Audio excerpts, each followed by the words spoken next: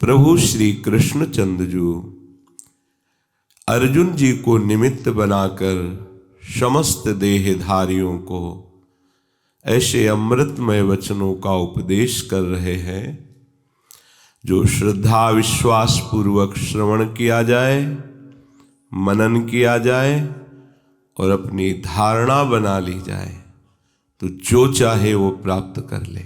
जो चाहे, लोक परलोक, रिद्धियां सिद्धियां या मोक्ष, परम पद, भगवत प्रेम, जो कुछ चाहे। बस आवश्यकता है हम भगवत वाणी को मान सकें। देहराग इतना पुष्ट हो चुका है कि शास्त्र और गुरुजनों के बताने पर भी हमें अपने देह में ही प्रियता है, जबकि ये देह बहुत धोखेबाज है, नष्ट होने वाला है। और इसी को हम इतना प्यार करते हैं कि इसके कारण हम गुरु आज्ञा का उल्लंघन, भगवद आज्ञा का उल्लंघन, पूज्य जनों के प्रति भी अपराध, घोर हिंसा, पापाचरण तक कर बैठते हैं। और ये शरीर हमारा साथ नहीं देता, ये छोड़ देता है, फिर नए शरीर मिलते, फिर उसमें राग। एक बार विवेक के द्वारा इस शरीर राग से उठना होगा। ये शरीर आप जितना इसे प्यार करेंगे उतने आपको ये दुख देगा, जिसे आप सुख समझकर भोगेंगे, परिणाम उनका दुख होगा। क्योंकि श्री भगवान के वचन है त्यागात् शांतिरनंतरम। ये दुख योनयः भोग केवल चिंतन में सुखद लगते हैं, क्रिया चिंतन में सुखद लगने के कारण अच्छी लगती है, वास्तविक सत्य सुख नहीं है। सत्य सुख सच्चिदानंद प्रभु में है। इसलिए देह राग को छोड़ना अनिवार्य है। पीछे प्रभु ने वर्णन किया कि युक्त आहार विहार हो, युक्त कर्मों में आपकी चेष्टा हो और युक्त सोना जागना हो, निरंतर अपने आराध्य देव के चिंतन में मगन रहे। जो चाहेंगे आप वो आपको प्राप्त हो जाएगा। प्रभु कह रहे हैं कि यदा तदा का भाव है कि भगवत प्राप्ति इतने दिनों में हो जाएगी, इतने महीनों में हो जाएगी, इतने वर्षों में हो जाएगी, इतने जन्म में हो जाएगी, ये निश्चय नहीं है। ध्यान दीजिए, इतने दिनों में भगवत प्राप्ति हो जाएगी, इतने महीनों में, इतने वर्षों में, इतने जन्मों में, ये निश्चित नहीं है। क्या निश्चित है? प्रत्युत जिस क्षण तुम्हारा चित्त संसार का चिंतन ना करके भगवत चिंतन में तन्मय हो गया, उसी समय भगवत प्राप्ति हो जाएगी। ये तुम जब चाहो तब कर सकते हो, स्पष्ट बात है। जब चाहो तब कर सकते हो। ये महीनों, वर्षों, दिनों या जन्मों में होने वाली नहीं। जिस क्षण में तुम्हारा चित्त संसार के किसी भी व्यक्ति, वस्तु, स्थान का चिंतन न करके एकमात्र अनन्य चिंतन अपने आराध्य देव का, देखो अभी ऊपर बताया कि लोक परलोक, प्राप्त अप्राप्त, श्रुत अश्रुत, दृष्ट अदृष्ट, किसी भी भोग का चिंतन नहीं, एकमात्र श्यामा श्याम श्यामा श्याम, बोले उसी क्षण भगवत प्राप्ति हो जाएगी। अभी भजन तो करते हैं पर संसार का चिंतन चल रहा है, भोगों का आकर्षण चल रहा है। तो जब तुम मिटा पाओ, ध्यान दीजिए, तभी आपको भगवत प्राप्ति। कह रहे इतने दिनों में, इतने महीनों में, इतने वर्षों में, इतने जन्मों में, इसके लिए कोई नहीं कह सकता। प्रत्युत जिस क्षण तुमने अपने चित्त को ऐसा बना लिया कि प्रभु के चिंतन के सिवा और कुछ नहीं रह गया, उसी क्षण तुम्हें भगवत प्राप्ति का स्वयं अनुभव हो जाए। मंद मंद मुस्कुराते हुए हृदय निकुंज से गलबैया देकर वो आपको दिखाई देंगे, आ रहे हैं। निकस कुंज ठाढ़े भय भुजा परस्पर, ये आपके हृदय में ही दिखाई देगा। तो अपना लक्ष्य अपने को पुष्ट करना है, संपूर्ण पदार्थों से स्पृहा रहित होकर निरंतर अपने आराध्य देव के चिंतन में रहना है। किंचन मात्र हमारे अंदर कोई वासना न रह जाए, इसके लिए समर्थ है भगवत नाम। बात समझ लीजिए, भटकने की जरूरत नहीं है। गोस्वामी जी कह रहे हैं कि हम भगवान शंकर को साक्षी करके कहते हैं, अगर थोड़ा भी हम असत्य हो तो हमारी जबान गल जाए। मुझे जो कुछ प्राप्त हुआ है रा और मां 2 अक्षर से मिला है। उनके जीवन में यह भी देखा गया कि वो कितने पत्नी से आसक्त थे, देखा गया।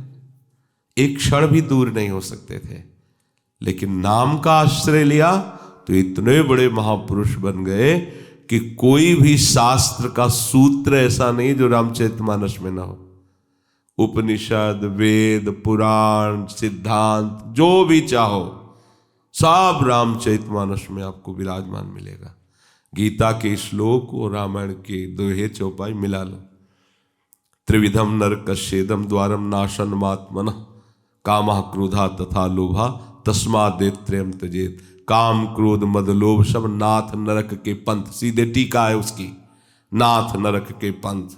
अब आप विचार, सब शास्त्रों का कैसे प्रकट हुआ?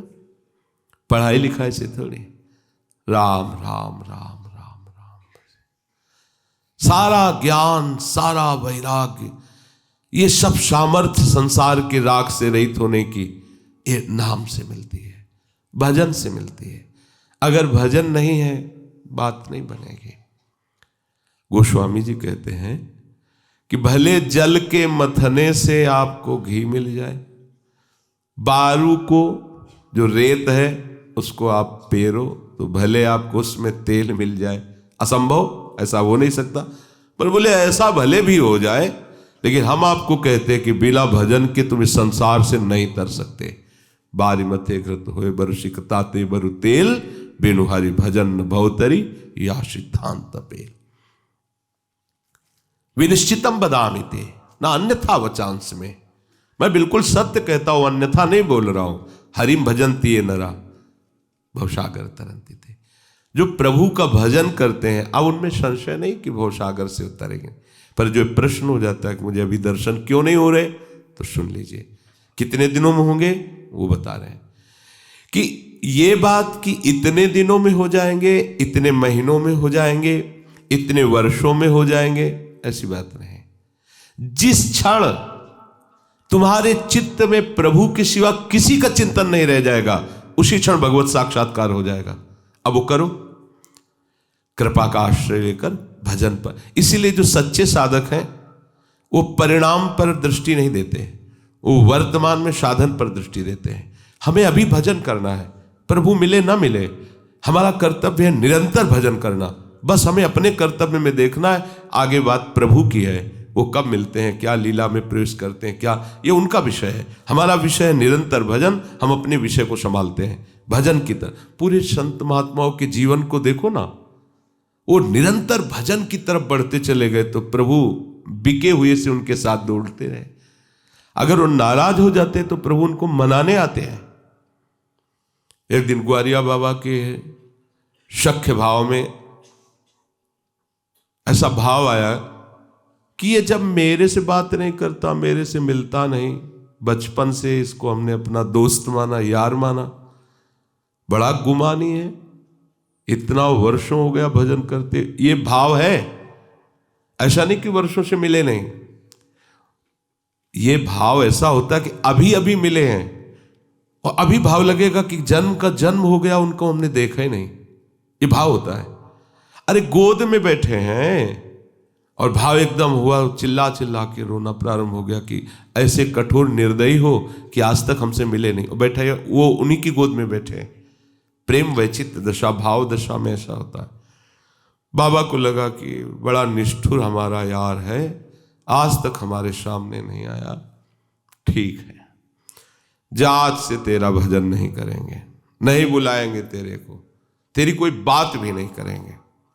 बस अब जो कोई महात्मा भजन करते मिलता, गुस्सा के माला छीन लेते, उसका भजन मत करो, बहुत निष्ठुर है, कठोर। तो सब जानते थे कि बाबा भाव दशा में रहते, किसी भाव की बात होगी, बस नहीं बोलेंगे। तेरा चिंतन ही नहीं करेंगे, तेरे से बात ही नहीं करेंगे। और हो क्या रहा है, क्या गाढ़ चिंतन हो रहा है, वो सामने अनुभव करते हुए बात, तू इतना गर्व में रहता है, मिलना नहीं, बात नहीं करना तेरे से बात। ऐसा शाम के समय इसी रमण रेती में बाबा जा पीछे से आए, ए ग्वारिया बाबा, ऐसे अमृतमयी वाणी अंदर से आया कि यार की आवाज लगती है। पीछे से मुड़ के देखा, नील मेघ कांत, ये वृंदावन धाम है, दिव्य चिदानंद धाम है, बड़े भाग्य हैं। मंद मंद मुस्कुराते हैं, उसी गर्व से ये था माम प्रपद्यन्ते, दोस्त वाला ना, दोस्त की तरह ही भगवान उनसे देख रहे। यार एकदम हृदय में आके दौड़ के गले लगाए, नहीं हमने तो सोचा था ना कि अब मिलेगा भी तो बात नहीं करेंगे, चल दिया। दौड़ के आया, पीछे से अचला पकड़ा है, हे सारे ग्वारिया, अब तो रहा नहीं गया एकदम, क्योंकि आनंद समुद्र है ना प्रभु, आंख में आंख मिली, अपने आप अश्रु टपक रहे हैं। बाबा एकदम हृदय से लगा, फिकर झटक के दूर, तुम इतने निष्ठुर हो कि हमें पूरा जीवन हो गया बुलाते हुए, तुम क्या गुस्सा करने पर ही आते हो क्या, तुम्हें मिलने की चाह नहीं होती? तो बोले हम तुमसे दूर कब हुए? प्रभु ने कहा हम तुमसे दूर कब हुए? दोनों हृदय से, अब जब तुम चाहोगे तब हमें देख लोगे। ये हमारी चित्तवृत्ति उनके लिए केवल तड़पने लगे, उनके सिवा और कोई नहीं, कोई अन्य चिंतन नहीं। आपको समझाना नहीं पड़ेगा, अपने आप सब समझ आ जाएगी। खास बात है, हर समय भजन परायण। हम देखते हैं इस बात पर ध्यान नहीं दिया जाता। ये शरीर राग इतना जहर है, हम तुम्हें कैसे बताएं, ये बहुत बड़ा जहर है। शरीर प्रियता बहुत बड़ा जहर है, इसमें मत फंसो, ये मार देगा, अनंत जन्मों की बात बिगाड़ देगा। पता नहीं किस योनि में जाना हो। आप जरा सोचो, थोड़ी सी सर्दी पड़ रही है, आप कैसे व्यवस्थित है, उन जीवों को सोचो जिनकी कोमल त्वचा है और कोई व्यवस्था नहीं है। विचार करो, अगर उनके घाव हो जाता है कहीं किसी झाड़ी में, उसको भोगते हैं, उनको न दवा है न इंजेक्शन है, भूख प्यास सर्दी गर्मी हर तरह के कष्ट को सह रहे, और कोई अंत नहीं कष्ट का, फिर मरेंगे, फिर नई योनि, फिर आपके लिए तो अंत दिखाई दे रहा है। आप चाहो तो सदा सदा के लिए कष्ट का अंत कर सकते हो, सुख समुद्र प्रभु को प्राप्त करने का अवसर है। बस भजन, अत्यंत वैराग्य, किसी का कोई भी स्मरण नहीं, और चित्त निरंतर अपने आराध्य देव में। फिर आपको पूछना नहीं पड़ेगा भगवत साक्षात्कार कब होता है। यथा दीपो निवातस्थो नेंगते सोपमा स्मृता योगिनो यत चित्तस्य युञ्जतो योगमात्मनः। बहुत ध्यान का विषय है। जब चित्त में कोई अन्य चिंतन नहीं होता तो चित्त ऐसा एकाग्र होता है जैसे स्पंदन रहित तो वायु के स्थान में दीपक की लौ, सीधी एकदम जल्दी, हिलेगी डुलेगी नहीं। वायु वहां है पर स्पंदन रहित है, झोंका नहीं है। वायु के बिना जल ही नहीं सकता दीप। जैसे दीपक जल रहा हो, शीशा रख दो और ऊपर से ऐसे कर दो, बुझ जाएगा। जलेगा वायु से ही, पर स्पंदन रहित वायु। थोड़ा भी स्पंद होगा तो लौ में विघ्न पड़ जाएगा, हिलने लगेगी लौ। स्पंदन रहित वायु के स्थान में जैसे दीपक की लौ, ऐसे चित्त की एकाग्रता केवल आराध्य देव में। यह अभ्यास करते हुए चित्त वाले योगी की चित्त की ऐसी स्थिति हो जाती है जैसे स्पंदन रहित वायु के स्थान में रखा हुआ दीपक एकदम शांत, हिलना डुलना नहीं। सर्वथा स्पंदन रहित वायु के स्थान में रखे हुए दीपक की लौ बिल्कुल हिलती डुलती नहीं है।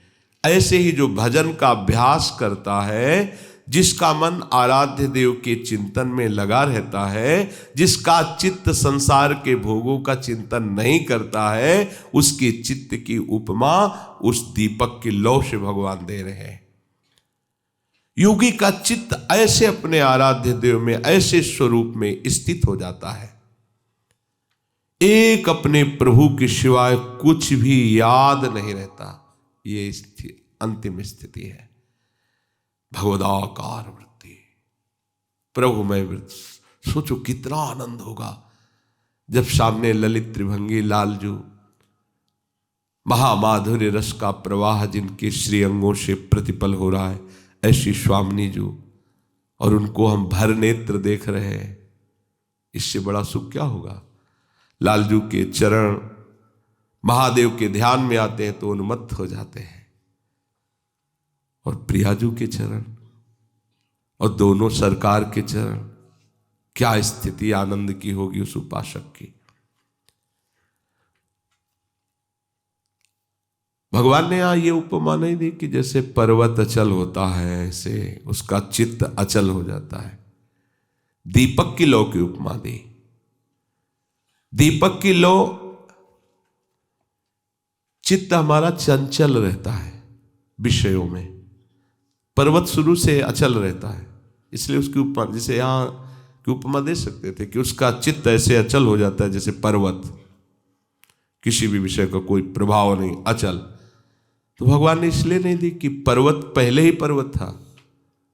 जैसे दीपक है, वायु में रखा जाए तो हिलने लगेगा, लेकिन स्पंदन रहित वायु तो ऐसे चलेगा। वो पहले चंचल वायु से, और बाद में भी हो सकता है अगर वायु, ऐसे चित्त है, विषयों में चंचल रहा है और उसे आप एकाग्र कर रहे हैं, अगर विषयों के सानिध्य की तरफ उसका चिंतन डुलेगा तो चंचल हो जाएगा। सावधान। भगवदाकार उस समय होता है जैसे दीपक की लौ स्पंदन रहित वायु में एकदम शांत जलती रहती है, ऐसे चित्त बिल्कुल चंचलता रहित अपने आराध्य देव में डूबा, उसी समय भगवत साक्षात्कार होता है। ये स्थिति है, ये अवस्था है चित्त की, और ये हमारी अवस्था है। ऐसा न सोचें कि हम लोग कहाँ ये प्राप्त कर सकते, नहीं, यही तो प्राप्त करने का हमें अवसर दिया गया है। जब हमारे हृदय में प्रभु है तो कौन सी अवस्था हमारे लिए दुर्लभ है। पहले तो ये निराशा छोड़ो कि हम इस स्थिति में नहीं पहुंच सकते। क्यों नहीं पहुंच सकते? गाढ़ स्थिति में पहुंच जाओगे, अभ्यास तो करो। इस अवस्था में पहुंचने पर अगर थोड़ा भी संसार के प्रति थोड़ा भी महत्व रहा तो सिद्धियां प्रकाशित होने लगेंगी। ये ऐसी एकाग्रता जब निरुद्ध अवस्था को पहुंचती तब सिद्धियां आती। जैसे किसी ने प्रश्न किया था कि पहले तपस्वियों की, साधुओं की साधुता और तपस्या को चुराने के लिए अप्सराएं आती थी, अब क्यों नहीं? तो है ही नहीं तपस्या, तो चुराने क्या है, पहले ही खाली बैठे हैं, है ही नहीं तो क्या करें। उतनी योग्यता, उस कोटि की योग्यता होनी चाहिए, उस कोटि की संपत्ति तो होनी चाहिए। अब अपने आप में ही खाली बैठे हो, आपका ऐसा चिंतन नहीं, आपकी ऐसी जितेंद्रियता नहीं, आपकी ऐसी पवित्रता नहीं, आपका ऐसा, तो कैसे है? अप्सराओं के दर्शन कोई साधारण समझते हो क्या? वो देवी हैं, देवी हैं, भागवतिक शक्ति से युक्त हैं। उनके कभी चरण जमीन में नहीं पड़ते, जिधर से निकल जाए पूरी एरिया सुवासित हो जाएगी। और वो ऐसे खुले में नहीं चलती, जब वो चलती है तो आसपास बादल चलता है। ऐसे थोड़ी कि सब कोई उनको देख ले, स्वर्ग में भी सब कोई नहीं देख सकता। जिस अप्सरा को जहां जिसके पास जाना है वहां तक बादल ऐसे घेरे हुए चलेंगे, बीच में वो जा रही मार्ग में, वो ऐसी कोई साधारण तो दिव्य शक्तियां हैं।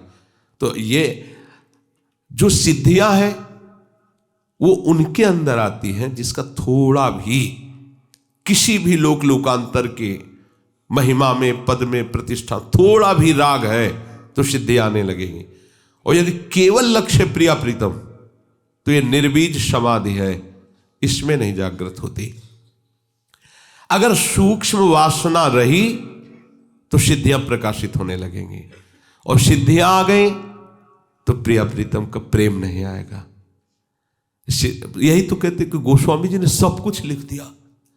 उनका इंद्री द्वार झरोखन नाना, बैठे देवता करी करी थाना, आवत देखे विषय बयारी, तुरतई देहि किवाड़ उघारी, रिद्धि सिद्धि पेरे बहु आई, बुद्धि लोभ दिखावहि भाई, होय बुद्धि जो परम सयानी, तिन चितई न अनहित जानी।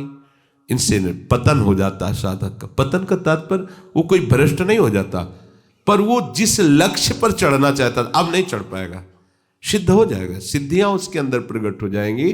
श्री भगवान वर्णन करते हैं कि जब कोई हे उद्धव हमारी धारणा करने लगता है, ध्यान देना, भगवान प्रिया प्रीतम ईश्वर परमात्मा ये सब उन्हीं का स्वरूप है। जहां कोई सत्य वस्तु की धारणा करने लगा, चलने लगा, और संसार का महत्व थोड़ा भी है तो उसमें सिद्धियां आएंगी, अन्यथा नहीं आएंगी। उसमें योग की सिद्धियां आने लगती हैं। प्रिय उद्धव, धारणा के पारगामी जो योगी जन है, मुख्य 18 प्रकार की सिद्धियां हैं। ये 8 सिद्धियां तो हमारी सेवा में रहती हैं, श्री भगवान की सेवा में। दूसरों में अंश रूप में 8 सिद्धियां जाती हैं, और 10 जहां सतोगुण का विकास हुआ, भजन बढ़ा, तो वो सिद्धियां आने लगती हैं उसकी जिसकी जगत में थोड़ी भी महत्व बुद्धि है। अणिमा महिमा मूर्तेर लघिमा प्राप्तिरिंद्रियैः प्राकाम्यम श्रुत दृष्टेषु शक्ति प्रेरण मीशिता। ये 3 सिद्धियां, अणिमा, महिमा और लघिमा, इससे शरीर की सिद्धियां, जितने शरीर चाहो उतने बना लो। एक ही समय में सैकड़ों जगह एक ही शरीर का जो है उसी समय सैकड़ों लोगों से मिलना हो जाए, ये भगवान में रहती है। जैसे अवधपुरी में प्रभु आए तो जे ही पुष्पक विमान से नीचे उतरे तो सबके मन में आया कि कृपा करके प्रभु हमसे पहले मिले। 14 वर्ष हो गए, आंखें प्रभु के रूप दर्शन के लिए, त्वचा प्रभु के स्पर्श के लिए तड़पती रही, श्रवणेन्द्रिय प्रभु के शब्द सुनने के लिए तड़पते रहे। अयोध्यावासी 14 वर्ष तक भगवत अनुराग में, विरह में। अब प्रभु आए तो अगर सबसे एक एक करके मिलते तो वर्षों लग जाते। पशु पक्षी भी वहां के, अवधपुरी के पशु पक्षी कोई साधारण थोड़ी है, भगवत धाम के हैं, वो भी राम दर्शन राम मिलन के लिए व्याकुल है।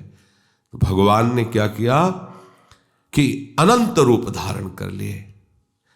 अमित रूप प्रगटे ते ही काला, अनंत रूप धारण। भगवान सबसे, पशु पक्षी व्यक्ति सबसे एक समय में मिले। क्षण महु मिले सब ही भगवाना, उमा मरम काहू नहीं जाना। ये भगवान की सेवा में रहने वाली सिद्धियां जो अणिमा है, महिमा है, लघिमा है। भगवान चींटी के भी हृदय में आराम से सो सकते हैं, और भगवान के उदर में अनंत ब्रह्मांड वास करते हैं। ये सब भगवान की सिद्धियां हैं। एक रोमकूप में अनंत ब्रह्मांड वास करते हैं। दिखरावा माते 3 अद्भुत रूप, प्रचंड रोम रोम प्रति लागे, कोटि कोटि ब्रह्मांड। उनकी महिमा कौन पार पा सकता है। ये 3 सिद्धियां शरीर संबंधी, अणिमा, महिमा, लघिमा।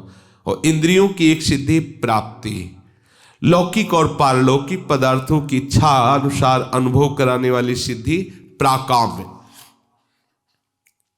इच्छा किया तत्काल लोक के लोगों का तत्काल सृजन हो गया, न ईंट न गारा न मिस्त्री न सेवक, तत्काल सब कुछ बन। ये भगवान की अष्ट सिद्धियां है। माया और उसके कार्यों को अपने इच्छा के अनुसार संचालित करना, ईशिता नाम की सिद्धि। विषयों में रह करके भी आसक्त बिल्कुल ना होना, ये वसिता नाम की सिद्धि। जिस सुख का चिंतन करे चरम सीमा तक सुख प्रकट हो जाए, उसकी सीमा तक पहुंच जाए, उसे काम वशायिता सिद्धि।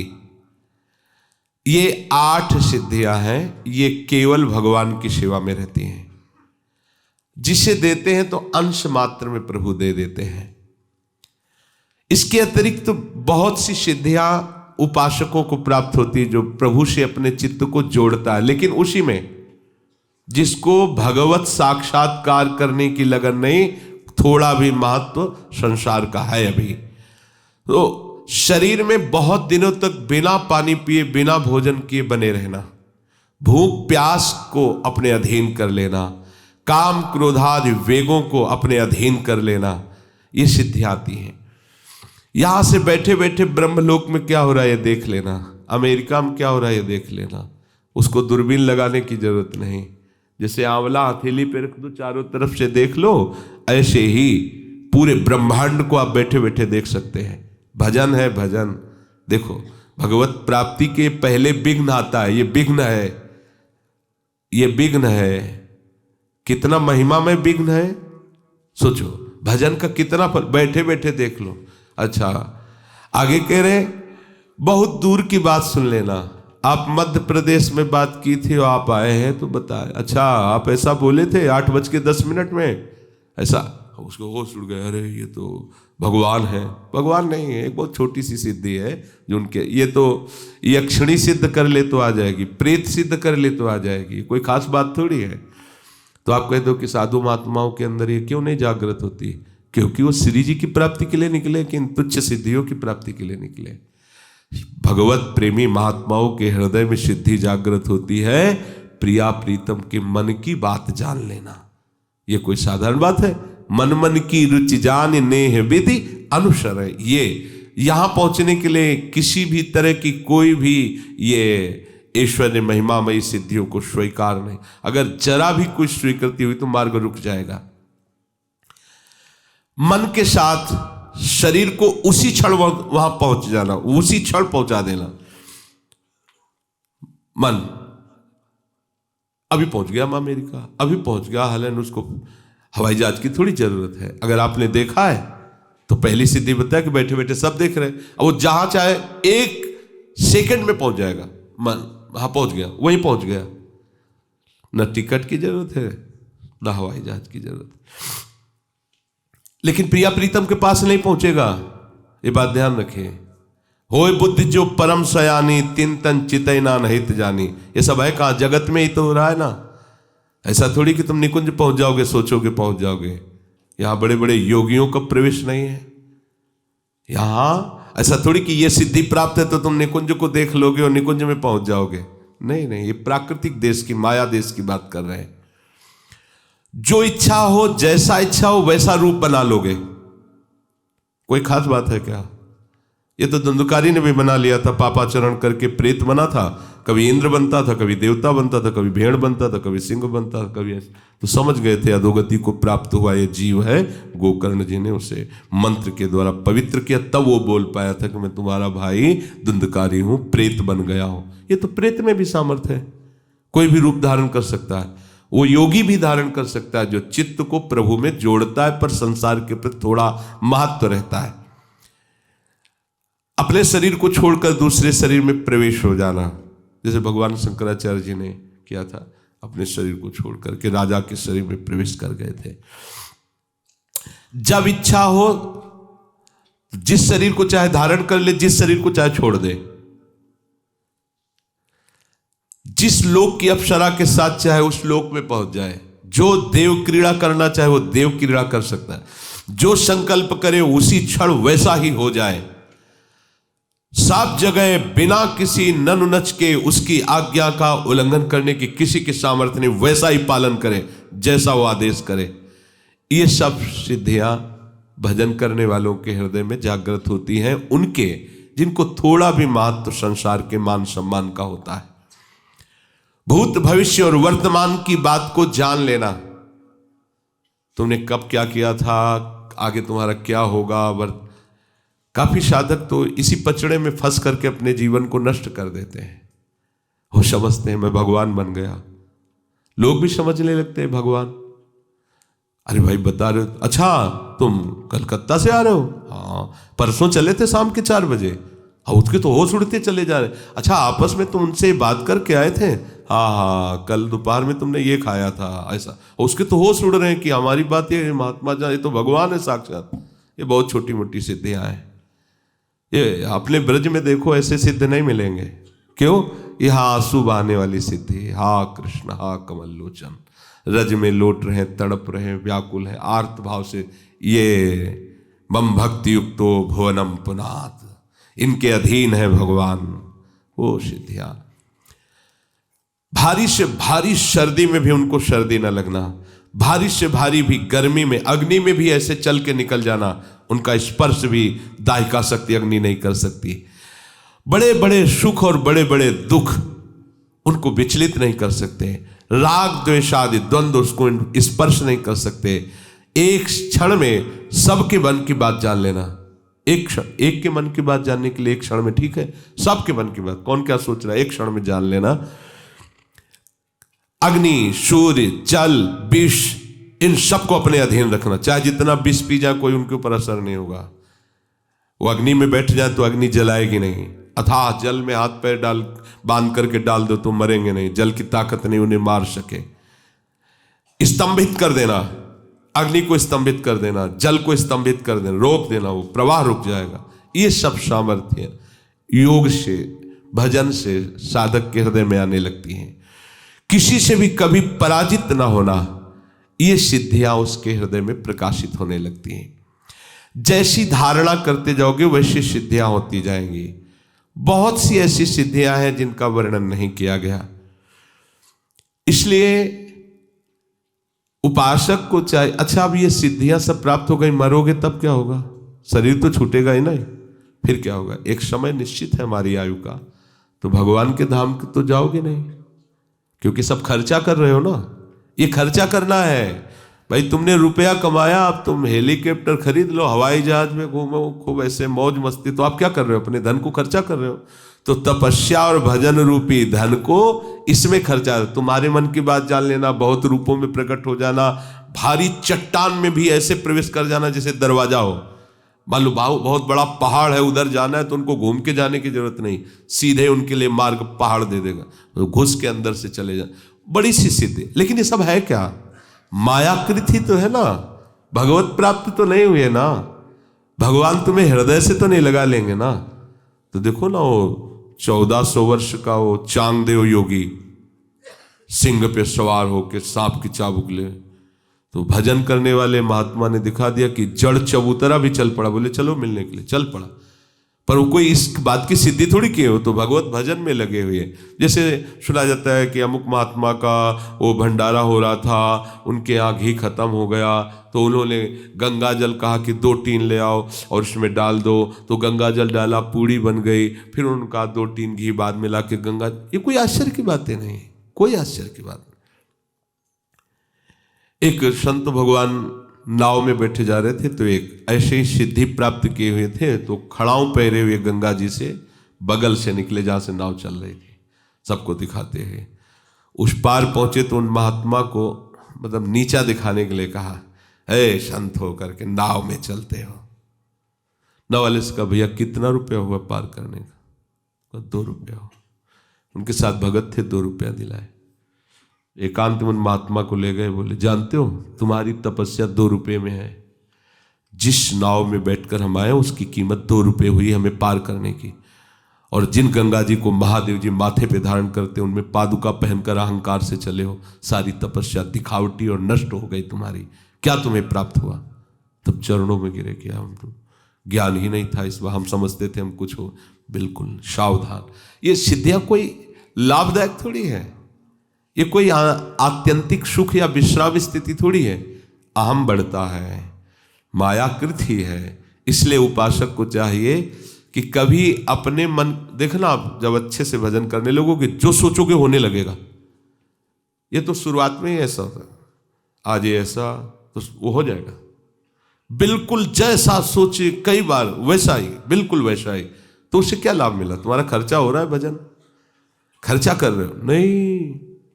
अब जोई जोई प्यारो करे सोई मोहि भावे। अपनी कोई इच्छा नहीं, इच्छा करोगे तुम्हारा भजन खर्चा होगा। भजन रूपी धन है, जो चाहोगे प्राप्त कर लोगे। चाहोगे क्या? अरे चाहो प्रिया प्रीतम 100-200 ग्राम सोना लेके क्या करोगे? सीधे पारसमणि चाहो, चाहे करनी है तो पारसमणि, जिससे आप जितना चाहो सोना बना लो। तो सृष्टि को चाह के क्या करोगे? सृष्टि रचयिता प्रभु को ही पकड़ लो, जो चाहोगे सब आपके चरणों में रहेगा, केवल प्रभु न छूटे। तो निरुद्ध अवस्था, जब चित्त की अवस्था एकाग्र होने लगती प्रभु में और संसार का थोड़ा भी अस्तित्व रहता है, तो सिद्धियां प्रकाशित होने लगती हैं। परमार्थिक दृष्टि से ये सिद्धियां बहुत बड़ा विघ्न है। योगी जब इन सिद्धियों को भी व्यर्थ समझ लेता है तब वो आगे बढ़ता है। नहीं, ये आती हैं सिद्धियां, आने लगती हैं। अच्छा, जब सिद्धियां आती हैं तो कमरे में रहने की बात थोड़ी आएगी, फिर तो लगेगा इसका थोड़ा प्रदर्शन होना चाहिए। होता है ऐसा? हाँ, कभी कभी ऐसा होता है। जैसे भरद्वाज जी के पास सब सिद्धियां हाथ जोड़े खड़ी रहती थी, पर कभी स्वीकार नहीं किया। पर जब भरत जी गए तब उन्होंने सिद्धियों से कहा कि आज तुम्हारा स्वागत करते हैं। आज अयोध्यावासी और भरत जी सब भगवान के दर्शन के लिए व्याकुल है। तुम जितना इनको सुख सामग्री सब व्यवस्थित कर सको, क्योंकि ऋषि अब कंदमूल फल इतने थोड़ी आ सकते, समस्त अयोध्यावासी सबकी व्यवस्था तो भरत जी के लिए आया है कि ऋषि का ऐसा प्रताप कि देवराज इंद्र भी ललचा जाए, ऐसा स्वागत भरत जी का। पर भरत जी का मन किसी भी वस्तु व्यक्ति स्थान में किंचन मात्र नहीं।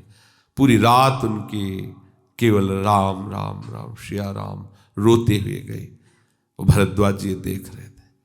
तब भरद्वाज जी ने भरत जी से कहा कि सुनो भरत, हम तुमसे सत्य कहते हैं कि जितना तुम प्रभु से प्रेम करते हो उससे कई गुना बढ़कर प्रभु तुमसे प्यार करते हैं। तुम अपने मन में ऐसा मत सोचना कि तुम्हें निमित्त बना करके 14 वर्ष का वनवास दिया गया तो प्रभु के मन में कुछ होगा। सुनो भरत, हम झूठ न काहीं, उदासीन तापस बन रहे। उदासीन अर्थात हमसे किसी से मित्रता शत्रुता नहीं, और तपस्वी हम वनवासी हैं, किसी राजा महाराजा से हमारा कोई संबंध नहीं। हम झूठ नहीं कह रहे हैं, सत्य सुनो। जाना मरम नहात प्रयागा। जब सियाराम जी प्रयाग में स्नान कर रहे थे तब मैंने मरम जाना कि तुम्हें वो कितना प्यार कर रहे थे। वो हर डुबकी में यमुना में जब स्नान कर रहे थे तो यही बोल रहे थे, भरत भरत भरत। तब हमारी समझ में आया कि जग जप राम और राम जप जेही। भरत सरिस को राम सने ही, जग जप राम राम जप जेही। एक भी किसी वस्तु का आकर्षण भरत जी के मन में नहीं हुआ। क्यों? क्योंकि भगवान की प्राप्ति, भगवान के दर्शन की, भगवान के मिलन की व्याकुलता, तो सिद्धियों का कोई भी प्रताप भरत जी के ऊपर प्रभाव नहीं डाल पाया। रात भर भगवान के प्रेम में विकल। तो ये उपासक को सावधान रहना है। देखो, ध्यान रखना, अपने लोग इस कोटि के तो नहीं हो कि इतनी सिद्धियां आ जाए, पर ये तो स्वाभाविक ही आने लगता है जब आप भगवत मार्ग में चलेंगे कि आप जो चाहेंगे अनुकूल परिस्थिति आना, उसमें सावधान होना, सुखी मत होना। आज हमने सोचा था वही मिल गया, तो हर्षित होने की जरूरत नहीं। खर्चा हो रहा तुम्हारा, भजन खर्चा हो रहा, चाह बंद करो। अगर चाह आवे तो घबरा जाओ और प्रभु से प्रार्थना करो कि देखो ये चाह आ रही, नाथ मेरी चाह कभी न पूर्ण हो, आपकी चाह पूर्ण हो। क्योंकि यही चाह धीरे धीरे ऐसी जगह फंसा देगी जहां से सब परमार्थ लुट जाएगा। बिल्कुल पक्का समझो। इसलिए हर समय सावधान रहो, अपने मन की कोई ना बात होने पावे, आराध्य देव की मन की हो, गुरुदेव की मन की हो। सुखमात्यंतिकम यत् बुद्धिग्राह्य मतीन्द्रियम वेत्ति यत्र न चैवायम स्थितश्चलति तत्वतः। ये अब जो सिद्धियों से बच गया और निरंतर अपने प्रभु के सुख में निमग्न है, उनके चिंतन में निमग्न है, उसे ऐसा सुख मिलता है, आत्यंतिक सुख। तो वाणी का विषय नहीं कि बताया जा सके, अनिर्वचनीय सुख उसे प्राप्त होता है। देखो, उसी सुख के हम अंश हैं और उसी सुख की खोज है, इसलिए हमें कहीं विश्राम नहीं मिल रहा, कहीं नहीं मिल रहा। कितना भी सुंदर रूप हो, कितनी भी सुंदर अच्छी सामग्री हो, कितना भी सुखद लग रहा हो, लेकिन थोड़े ही समय में वैराग्य हो जाएगा उससे, क्योंकि हम आत्यंतिक सुख के अंश हैं और हमें आत्यंतिक सुख में ही विश्राम मिलेगा। ये ओष कण चाटने से प्यास हमारी नहीं बुझ जाएगी। भगवदानंद रूपी धारा में स्नान करने वाले हम हैं, तो ये ओष में हमें लौटने से हमारा शरीर, हमारी प्यास, हमारी आवश्यकता नहीं पूर्ण। हमारी आवश्यकता है आत्यंतिक सुख, केवल सुख ही सुख, जहां दुख का लेश नहीं। पर वो जगत में नहीं है, वो अतीन्द्रियम बुद्धिग्राह्यम, वो इंद्रियों के अनुभव करने वाला नहीं है। अतीन्द्रिय, इंद्रियातीत है, वो बुद्धि की पकड़ में आने वाला नहीं। बुद्धि में वो आ जाए तो उसकी कृपा, बुद्धि वहां नहीं पहुंच सकती।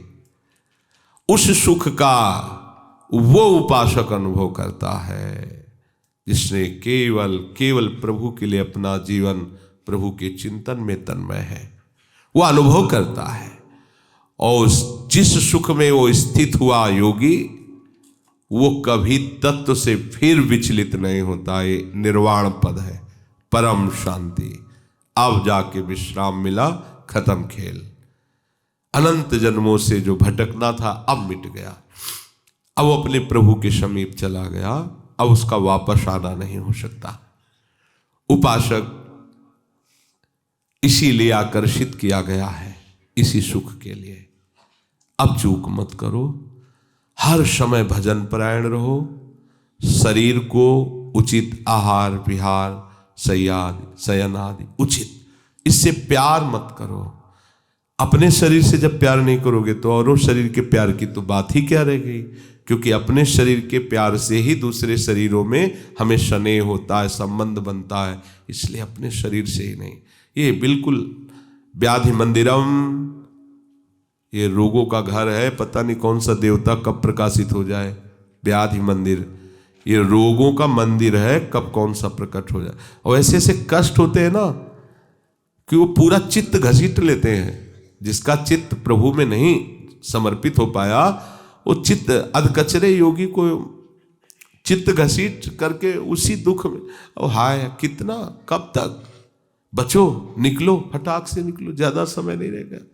आपको समझ में नहीं आ रहा होगा कि क्या खूब खा पी रहे, आनंद से रह रहे, ये कोई आनंद नहीं है। चाहे जितना खा पी लो, शरीर ये जलेगा सड़ेगा, चाहे जितना इसमें चिकनाहट लगा लो। कसाई वाड़े में बंधी हुई पशु, चाहे जितना हरा चारा डाला जा रहा हो, उनको खाने में मजा आ रहा है, उनको पता नहीं कि ऊपर ही गड़ासा लगा है। जब चाहेगा वो बटन दबा देगा, सट से गर्दन कट जाएगी। ऐसे काल रूपी कसाई मृत्यु रूपी गड़ासा लिए बिल्कुल खड़ा है।